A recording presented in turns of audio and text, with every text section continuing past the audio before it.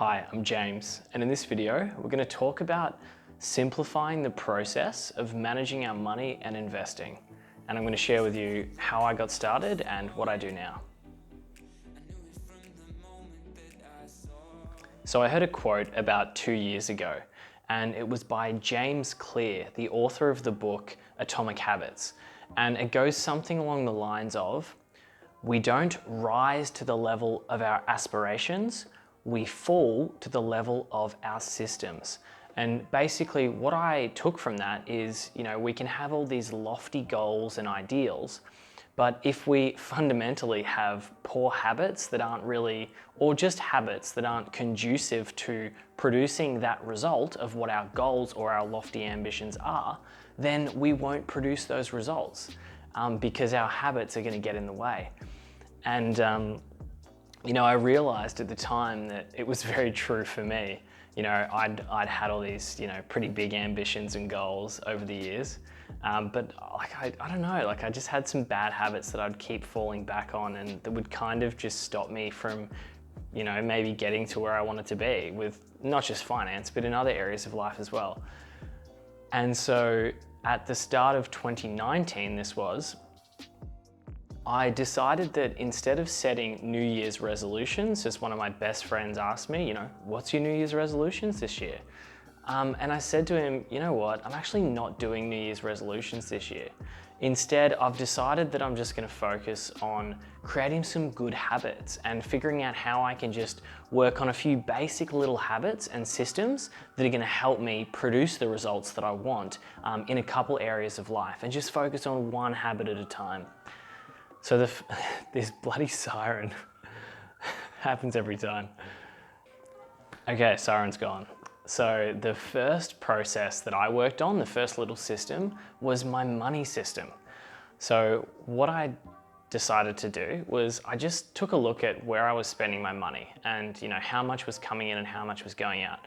Because to be completely honest, before doing this, I just had one bank account. I had one online savings account, which was with the same financial institution. So I had my main account, and then I just had a savings account. To be honest, I didn't really use them. I didn't use them as intended, as they should have been used. For example, I would just get paid straight into my main account, and I would just all my expenses out of that main account. And I would just every now and then, I'd put a little bit of money in my savings account. But usually what I would do is just pull it back out to buy something anyway. So I didn't have very good habits when it came to this. But the first step was just to look at how much I was actually needing to spend on essentials. So what was my rent? What was my food? Generally, just kind of round it up, to be a bit safe. So it was $700 a month on rent, and it was $800 a month on rent. And then it was, I don't know, $100 bucks, $150 a week on food. What were my bills? Just round figures, right? $100 a week on bills, something like that. And then basically what I did was I said, all right, well, how much am I getting in terms of what money is landing in my account each week? And I would just subtract off, what all my base expenses were.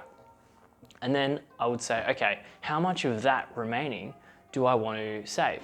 And so then I decided on a figure. So of that was left over, I decided I wanted to save, it was a bit over 50% of that, so whatever number that is. And then what I decided to do was I decided to make it really easy for myself, and every 2 weeks when my pay would come through would just be to set up an automatic transfer the day after to just send that amount of money to a saving account. But the key here was that the savings account was with a different financial institution. So I looked up a high interest savings account and I found one with UBank that suited me. And this was, about 2 years ago. And so then what I did was, that amount of money every 2 weeks would just get transferred across. I still had money in my main accounts. I still could cover my bills and expenses and discretionary spend if I wanted to buy something, so I didn't have to worry about it. It just made it really, really simple for me because I realized that I wasn't very good at managing my money on my own. And so I needed a system. So this was just the basic little system, right? So money would come in and then automatically transfer off to a separate savings account. And then what I decided I'd do is I said, okay, how much is going into that savings account every month? And let's just say for simplicity, it was $1,000 a month going into that savings account. Now, it's not the same for everyone. For some it'll be more, for others it'll be less, and I know some people don't actually have an income at the moment, which is an unfortunate consequence of the current situation. But this is this is kind of a system that you can set up regardless of how much money you're earning, and then you can scale it up as your income goes up or down accordingly. And that's what I personally am doing. So then once that money landed in that account, I decided that once a month I would go into that savings account, and then I would manually transfer out a certain amount that I decided I wanted to invest. So if $1,000 was going into the savings account, I decided that 70% of that was going to be on investments. So I've got 30% growing the savings and 70% going into investing and compounding and growing. So then what I would do is I would transfer, say, $700, 70% of that 1,000, transfer that across to my brokerage account, which is the self-wealth account. And that's only something I had to do once a month. It's super duper simple to do, very little effort. And then, I'd wait a few days. Once the money landed in my brokerage account, I use self-wealth, as I've made a video on before on the platform here. I would just then buy $700 worth of an ETF that I already owned, that I knew which one I wanted to buy. And it was as simple as that. I'd just pay whatever the price was on the day. If it was $28 a share, well then I'd just put in a buy order for $28 a share. And for me, that was a really, really good starting point for getting that process down pat of, just simplifying it, creating a little system that I can't fail. I can't lose, right? I've still got money for discretionary spend every month. Every 2 weeks when I get paid, I've still got a little bit extra that I can spend on whatever. But a good amount that I've already decided ahead of time is going off into savings and then eventually going into investing. And this was a really, really good process for me, and I found this to be the best thing starting this journey myself, because it just made it so much easier and more approachable. I find that oftentimes, when doing something new that can be a little bit daunting, like maybe it's a new exercise routine or a diet, or maybe even this kind of thing like managing our money and investing, it can be quite overwhelming. So, if we can do these little things to make it simpler for ourselves, then we're more likely to actually do it. So for me with exercise, well, I hate mornings. I'm not a morning person. I like to sleep in.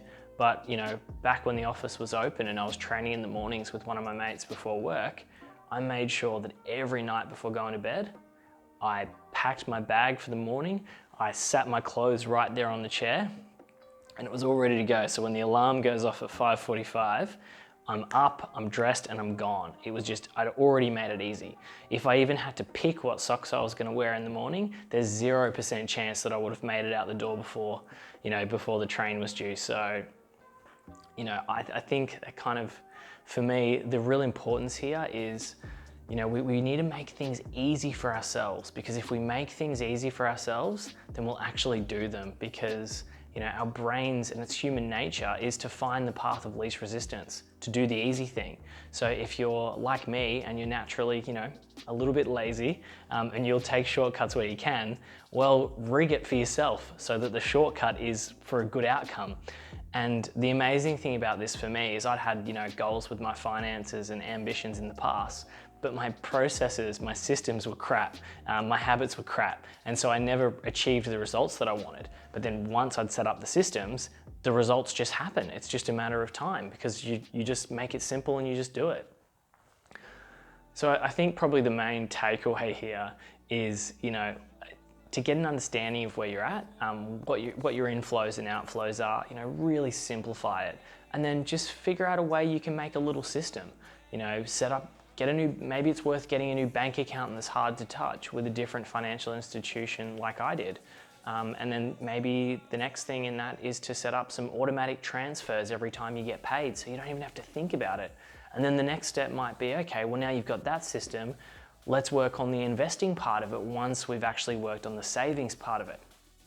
And then we can worry about analyzing companies and stocks and all that kind of stuff later. But let's really just get the basics right. So anyway, that's it from me. That's my little story there. So thank you for watching all the way to the end. And if you found this useful, give the video a like, as it really helps out a lot. And you know, I'm getting more subscribers, people are watching, which is really cool. So hopefully this helps you and helps someone else too. Okay, speak to you soon.